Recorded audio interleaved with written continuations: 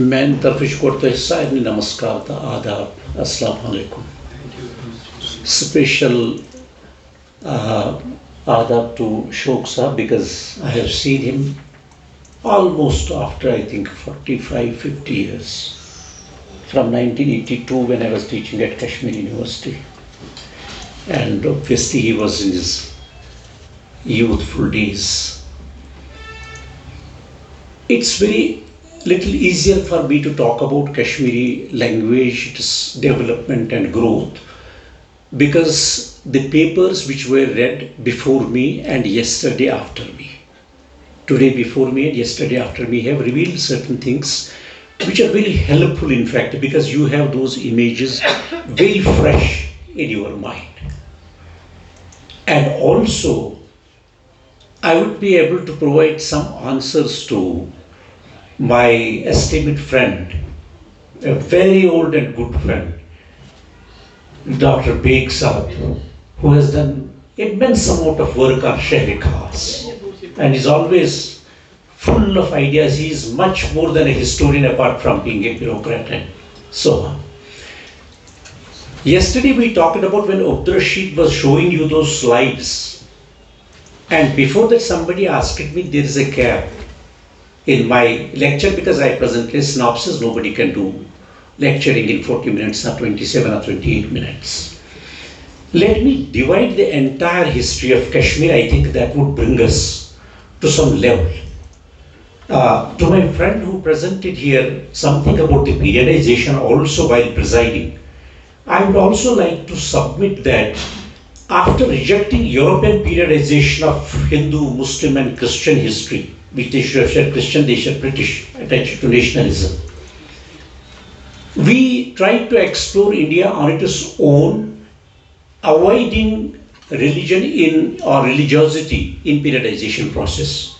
But even then there is a regional variation in periodization in Indian context, because Kashmir, upper reaches of UP, Himachal, the medieval goes for a long period of time, almost up to the beginning of when land reforms began to take place in Kashmir in 1889 under Wingate.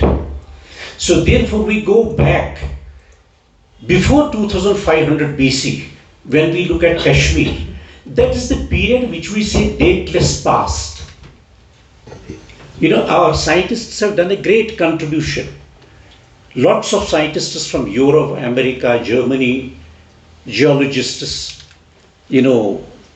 archaeologists, many others, in fact, scores of them have done a great work on this period, which is before 2500 BC.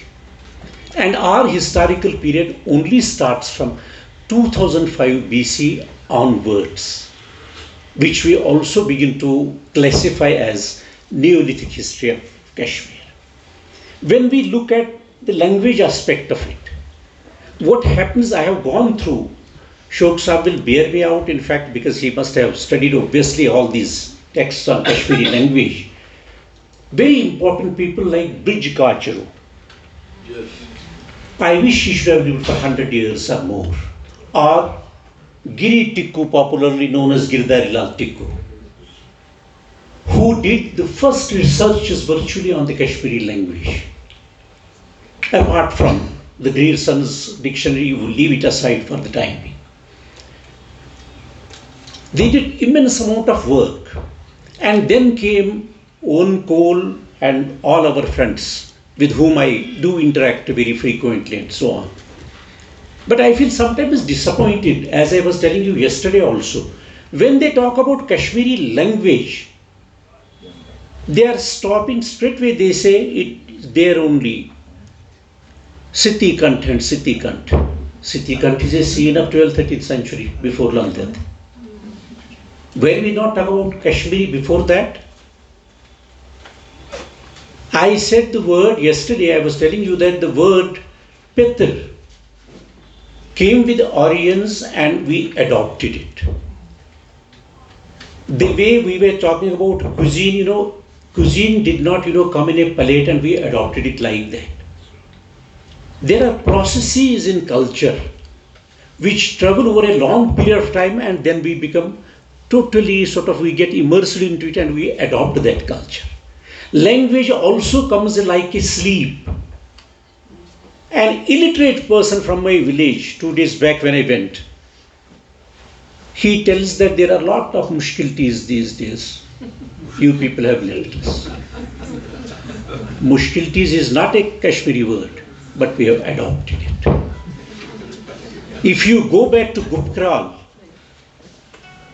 when the man went for hunting daytime, and the lady was inside the gulf, that cave, when she felt bored, maybe after feeding children or so, she came out and started yet kashik pait vanan chi pranzun, gas pranzun.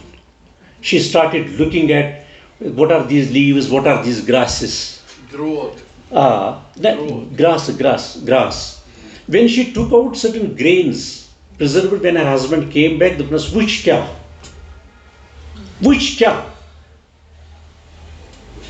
And it became auspicious behold, which.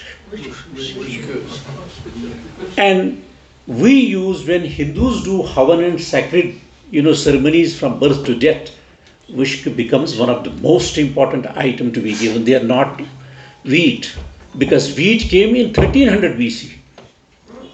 Until then, we never knew, the name of the wheat. The language is not, the dictionary does not come in a day. For example, tell me, how many of us knew about computer and Wi-Fi before these two words, before say 1970, 1980, 1990? I think before 1980, Wi-Fi was not there, word, it did not exist in fact in India's dictionary at all. But today my point is to look at the process and see from 1980 onwards how many words have come into this language.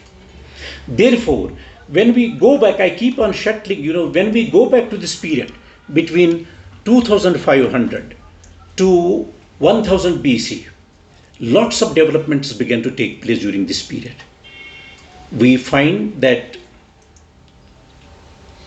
coming of Aryans, that was one of the very important development.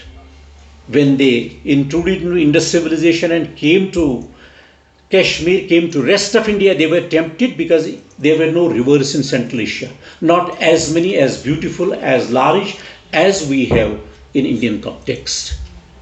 That's why you found when they came, they made water and cow immediately sacred. Read D.D. Goswami's Ancient Indian Culture and History.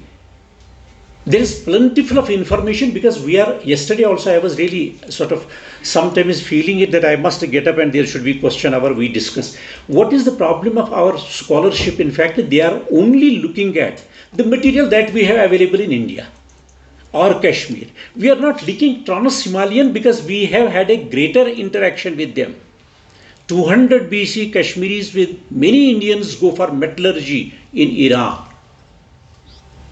The concept of Devi Puja, much before 1500 BC, look at ancient Iran from Grisham, one Jewish scholar who has written that book after a great field work in Central Asia, and look at the Puja of Jini Devi in Iran, Assyria, so many other places, Mother Goddess worship. Look at our interaction with Indus Valley civilization. We were almost in the lap of Indus Valley. We had so much of interaction with Indus Valley. Let me tell you that when the first phallic image was brought into Kashmir, we had this phallic puja was going on, in fact, among the Nagas also. Mother Goddess cults, these things. But the image, there was no emblem. Only puja was vaguely going on. The emblem came from Iran, as well as from Iran it came to Indus Valley civilization. We brought the emblem here. And first images of Shiva, what they were brought? The word khapata. What is khapata in Kashmiri language today? A plank of wood. We pick it up and say, khapata. It became in Sanskrit Kapiteshwara. And this wooden khapata was placed in Papharanag, Papasadna, Kalhana. This was placed there as the first emblem of phallic Shiva. Then there was a transition from, you see, Khapata, the word Khapata is that time also there. We also say today also Khapata, but we don't say Khapata to it because it is no more our emblem of God. We have the emblem of God in stone image now. The phallic transcended from this. As a result, language also went on changing. In any family, if somebody is, very sort of, not, I would not say the word nasty, but if somebody is little more troublesome, small child, what do we say? The